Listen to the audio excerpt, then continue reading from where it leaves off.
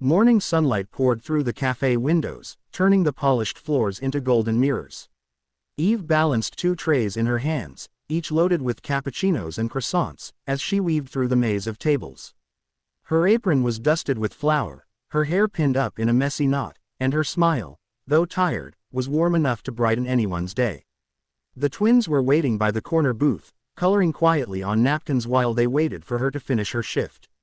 Lily was drawing a big red house, and Leo was scribbling something that looked suspiciously like a dinosaur. Every few minutes, Eve would glance over, counting their little heads just to make sure they were still safe and still hers. It had been 5 years since she'd walked away from everything she once knew, her old job, her old life, and him. She had made peace with it, or at least she told herself she had. Life was simpler when you didn't look back. The bell over the cafe door chimed. She barely noticed, too focused on balancing a tray, until she heard a deep, familiar voice order a black coffee. The sound froze her. It was a voice she had heard in her dreams, in memories she had buried under years of exhaustion and responsibility. She looked up, and the world seemed to tilt. Daniel Cross stood at the counter, perfectly pressed in a charcoal suit, his dark hair touched with a hint of silver that hadn't been there before. He looked older, sharper, more successful. His presence seemed to command the space around him without trying. He handed his card to the cashier, flashed a polite smile, and for a second, his eyes scanned the cafe as if something had caught his attention. Eve's first instinct was to turn away, hide behind the espresso machine, pretend she hadn't seen him. But it was too late. Their eyes met. Daniel's expression shifted from mild curiosity to surprise, then to something softer, something uncertain. "Eve," he said, almost to himself, as if he wasn't sure it could really be her. She forced a smile, her heart hammering. "Mr. Cross," she said, the old habit slipping out before she could stop it. "Daniel," he corrected automatically, stepping closer. "It's been years." "Yes," she said quickly, fumbling with the tray. 5, I think." She laughed nervously. "Time flies." He studied her for a moment, his gaze searching. "I didn't know you were still in the city." "I wasn't," she admitted. "Moved away for a while. Just came back recently." She set down the tray on a nearby table, hoping her hands would stop shaking. Before Daniel could reply, a small voice called out, "Mommy." Both of them turned. Lily and Leo came running, laughing as they dodged a waiter carrying a pot of coffee. In their rush, Leo tripped over a chair leg, sending his cup of orange juice flying, right onto Daniel's suit. "Oh no," Eve gasped, grabbing a napkin and rushing forward. "I'm so sorry, he didn't mean to." But Daniel only chuckled, shaking his head as he dabbed at his sleeve. "It's all right. Happens to me more often than you'd think." Lily looked up at him with wide brown eyes. "You talk funny," she said bluntly. "Like someone on TV." Daniel laughed, the sound warm and genuine. "I'll take that as a compliment." Eve knelt down to wipe the floor, avoiding his gaze. She could feel his eyes on her, and then, on the twins.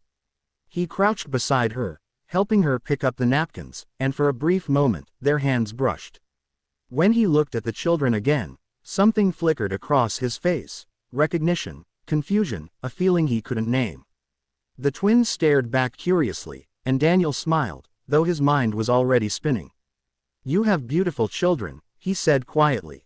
Eve hesitated, swallowing hard. "Thank you," she whispered. He looked as though he wanted to say more, but a phone buzzed in his pocket, breaking the spell. He glanced at it, frowned, and sighed. "I should go," he said finally, straightening his jacket. "But maybe we could catch up sometime." "I'd like that," Eve nodded, trying to keep her voice steady. "Of course." He left, the doorbell chiming softly as he disappeared into the street.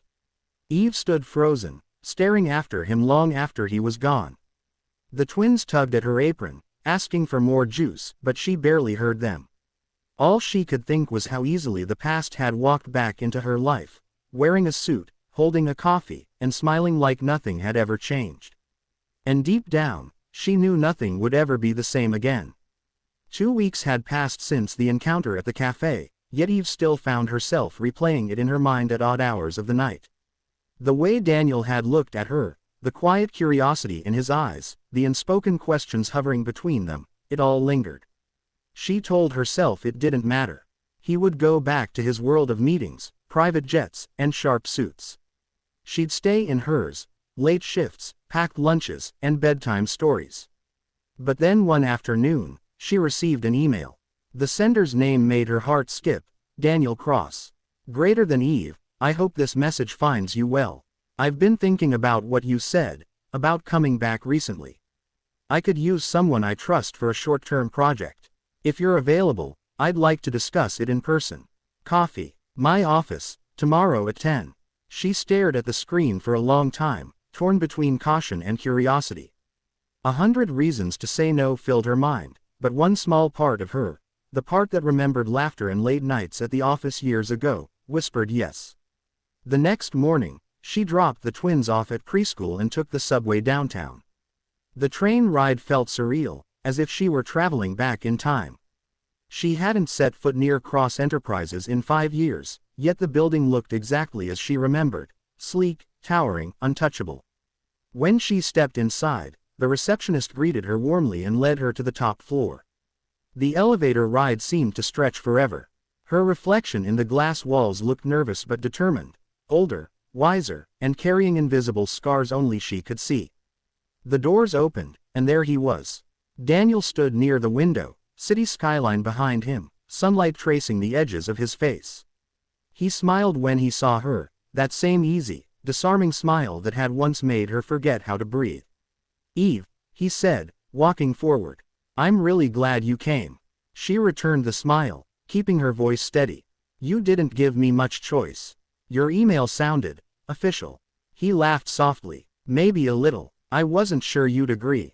They sat across from each other at a small round table. For a moment, neither spoke. Then Daniel leaned back, studying her as though trying to read every year that had passed. You look good, he said finally. Different, but good. Different usually means tired, she replied dryly. You can say it, maybe. But stronger too, he said, and there was no teasing in his tone. That threw her off balance. She looked down, fiddling with her hands. You mentioned a project. Yes. He slid a folder toward her. We're launching a charity foundation for single mothers re-entering the workforce. When I saw your name again, I remembered how organized and driven you were. I could use your help. Just a few months, consulting. Her heart thudded. A foundation for single mothers. Fate had a cruel sense of humor. Daniel, I'm not sure. Eve, he interrupted gently, you don't have to decide now. Just think about it. It's flexible, and it pays well. She hesitated. Why me? You must have dozens of qualified people. He smiled faintly. Maybe I just trust you more than anyone else. There was something in his voice, sincerity wrapped in nostalgia, that made her chest tighten. She wanted to believe him, but part of her knew that letting Daniel back into her life was like opening a door she'd sealed shut for a reason. I'll think about it, she said quietly. Good, he replied, his smile softening. And, those are your children, right? The twins. Eve froze. Yes, Lily and Leo. They're adorable, he said, almost too casually. They reminded me of someone. I couldn't place it at first. His eyes lingered on her face, and she knew what he was thinking but couldn't let herself confirm it. Not yet, she forced a polite nod. Thank you. They're my whole world. Daniel studied her for a moment longer, then seemed to let it go. He stood and offered his hand. Well, I hope you'll join us. Either way, it was really good to see you again. When she shook his hand, the contact sent a familiar warmth up her arm. For a moment, she was back in their old office, standing too close, laughing too long, feeling something she never should have felt. As she left the building, she could feel his eyes following her until the elevator doors closed. Outside, the autumn air was crisp, sharp, almost cleansing. But Eve couldn't shake the unease curling in her stomach. She had stepped back into Daniel Cross's world, and she knew that once you did, it was never as simple as walking away again. Rain hammered against the windows like restless fingers, blurring the city lights into trembling rivers of gold. Eve sat at the kitchen table, her hands wrapped around a chipped mug of tea gone cold. The twins had been asleep for an hour, tucked beneath blankets that smelled faintly of soap and sunshine. The apartment was quiet, too quiet, except for the storm outside and the storm inside her chest. She hadn't expected Daniel to show up that night. His messages had been polite, professional, even distant after their meeting. She'd told herself that was for the best. She'd turned down the consulting offer, citing scheduling conflicts, though the truth was simpler. She was afraid. Afraid of being near him, afraid of what he might see if he looked too closely. So when the knock came, firm, urgent, her first thought was that something had gone wrong with the building, maybe a leak or a burst pipe. But when she opened the door, Daniel stood there, rain-soaked and breathless, his hair plastered to his forehead. "Daniel," she whispered, What are you doing here?" He gave a short, uneasy laugh. "I know it's late. I needed to see you." "Now," she said, stepping aside despite herself. He entered, bringing with him the smell of rain and expensive cologne, the kind of scent that didn't belong in her small, cluttered home. Daniel looked around the apartment. Modest, tidy, lived in. Toys scattered near the couch, a half-finished drawing on the table. His gaze lingered on the photos hanging above the counter. The twins, laughing on a carousel, covered in frosting at a birthday party. "Eve," he said quietly, "I need to ask you something, and I need you to be honest with me." Her stomach turned cold. "What is it?" He took a breath, his eyes locking on hers. "The twins. They're 5, right?" She froze, her pulse thundering in her ears. "Daniel, this isn't. Just answer me," he said, voice low but trembling. 5 years. "Yes," she whispered, his jaw clenched. "You left the company 5 years ago." "Right after." He trailed off, unable to finish. He didn't need to. They both knew what he meant. Right after that one night neither of them had spoken about since. "I have a right to know, Eve," he said, his voice breaking. "Are they mine?" Tears welled in her eyes before she could stop them. "Daniel, please, don't do this." "Don't what?" His voice rose, filled with hurt and disbelief. "Don't ask about my own children. Don't ask why you disappeared without a word." She looked away, her throat tightening. "You were engaged," she said softly. "You had a future. I didn't want to ruin it. I didn't want to be the reason your life fell apart." He stared at her as though trying to understand a language he'd forgotten. "You think that's what I would have wanted? For you to vanish, for me to never even know they existed?" She covered her face, shaking. "I was scared, Daniel. I didn't know what to do. You were already halfway across the world, and I couldn't imagine you choosing us over everything you'd worked for." He moved closer, his anger melting into grief. "I would have chosen them. I would have chosen you." The words struck her like a wave. She lowered her hands, meeting his eyes, and for a long moment, neither spoke. The rain softened outside, a quiet rhythm filling the silence. Finally, Daniel took a slow breath. "So it's true," he said, voice barely above a whisper. "They're mine." Eve nodded, tears spilling freely now. "Yes, they're yours." He turned away, running a hand through his hair, pacing the small kitchen as if trying to make sense of a world suddenly rewritten. 5 years, he murmured. 5 years I didn't know I was a father. "I'm sorry," she said, the words trembling. "I thought I was protecting everyone. I thought it was the right thing." He looked back at her, eyes filled with something raw and unfamiliar, a mixture of sorrow, love, and loss. "You took away 5 years of their lives," he said softly. "But you also took away 5 years of mine." Eve broke then, her voice shaking. "I know, and I'll never forgive myself for it." For a long moment, he just stood there, breathing hard, eyes shining with the reflection of the storm. Then, quietly, he said, "I need time to think." He walked to the door, hesitated, then turned back to look at her one last time. "They deserve to know the truth," he said. "And so do I." When he left, the door closed gently behind him, but the silence it left behind was deafening. Eve sank to the floor, her heart splintering with every beat, knowing that the secret she had carried for years had finally shattered, and nothing would ever be the same again. Autumn had deepened since that stormy night. The air was crisp now, filled with the scent of fallen leaves and the distant sound of children's laughter echoing through the park. The world had kept moving, as it always did, though for Eve it had moved in slow, uncertain steps. 3 weeks had passed since Daniel had walked out of her apartment, and not a single day had gone by without her wondering what he was thinking, or if he would ever come back. The twins asked about him sometimes, in that innocent, curious way children did. "Mommy, is the man with the shiny shoes coming again?" Leo had asked once, and Eve hadn't known what to say. That afternoon, she sat on a weathered park bench, watching Lily and Leo chase each other through a sea of red and gold leaves.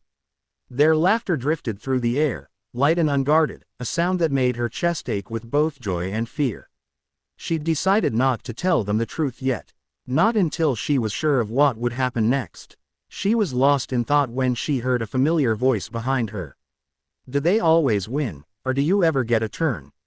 Eve froze. She turned slowly, her breath catching. Daniel stood a few feet away, hands in his coat pockets, a soft smile on his lips. He looked different somehow, calmer, maybe, though his eyes still carried that same deep, searching sadness. "Daniel," she breathed, standing quickly. "I didn't. How did you?" "I remembered this park," he said, glancing toward the playground. "You mentioned once you brought them here after work. I thought I might find you." Her instinct was to brace herself, to build the invisible wall she'd always kept between them. But then she saw the gentleness in his face, and something inside her wavered.